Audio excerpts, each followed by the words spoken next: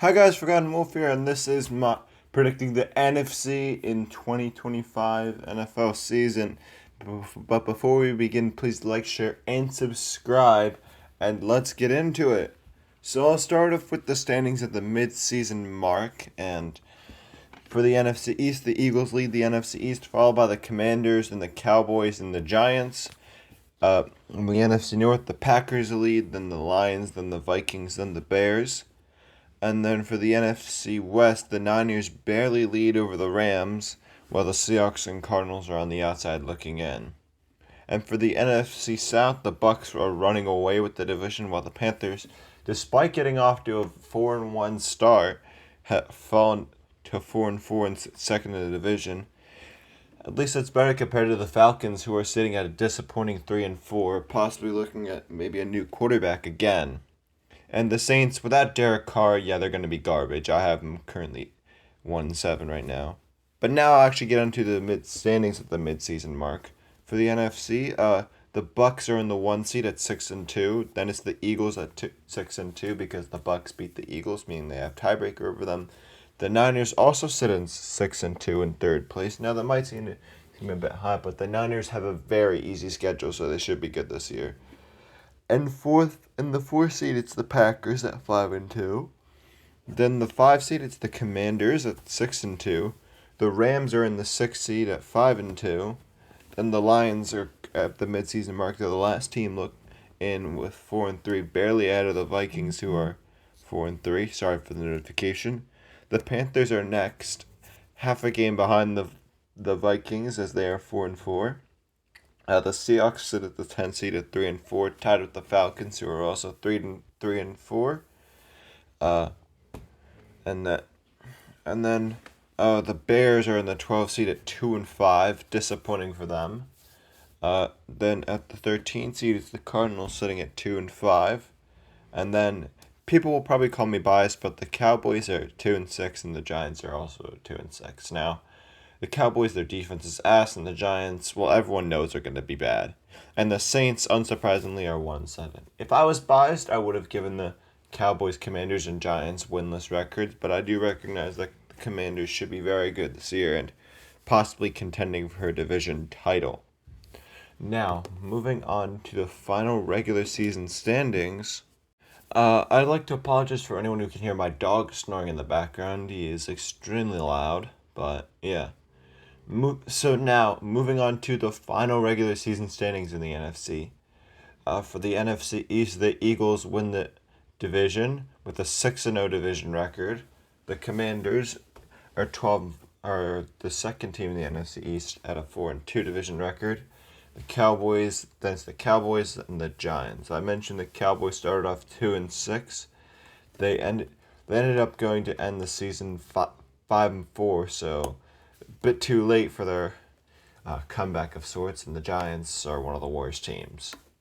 Then for the NFC North, the Packers win the division, then it's the Lions, then the Vikings, and the Bears also went on a comeback, going from 2-5 to 8-9, so they went on a 6 and roughly like 6-4 game winning streak at the end, so that's good. The NFC West, the Rams win the division, surpassing the Niners despite not having Cooper Kupp anymore.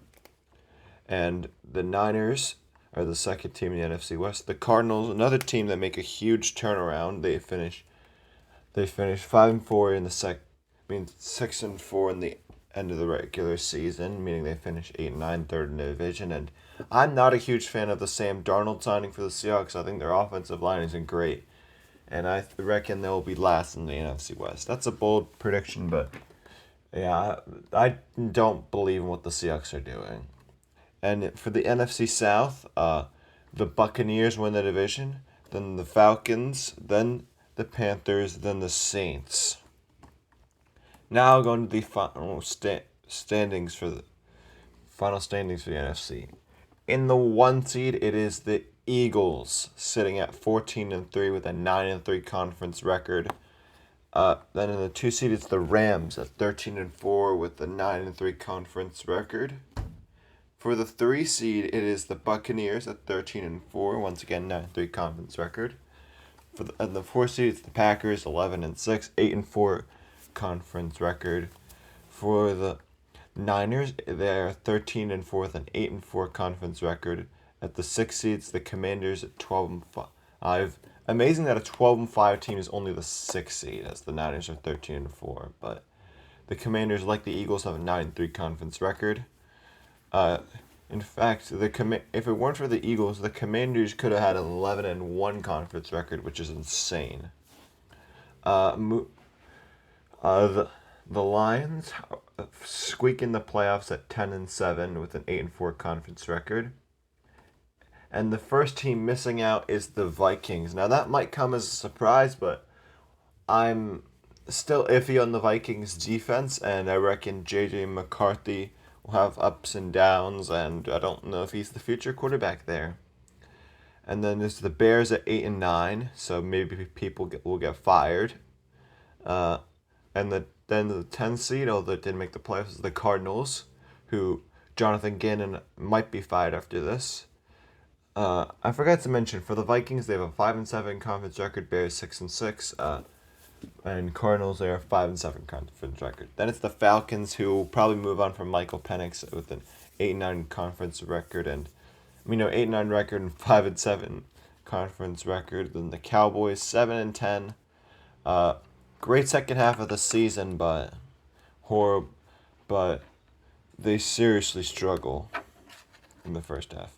Then the Panthers, who sit at 7-10, they might be someone who they definitely have a step up in production, but they just need a bit more help to get over the hump. That's the Seahawks sitting at 7-10. Maybe their GM and head coach will get fired with a horrible record. And then the Giants sit at 3-14, another horrible record. And the Saints are the worst team in the NFC with 2-15. They have an 0-12 conference record. And for those of you wondering who the Saints' 2 wins came against, I have them beating the Patriots and I have them beating the Jets. So I don't think it really surprises anyone that the Jets are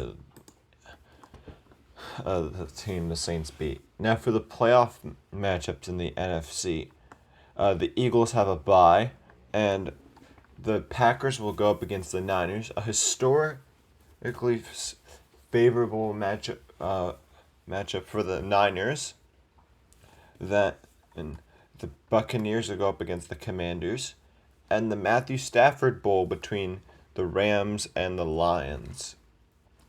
But I don't want to spoil any future prediction videos, so yeah.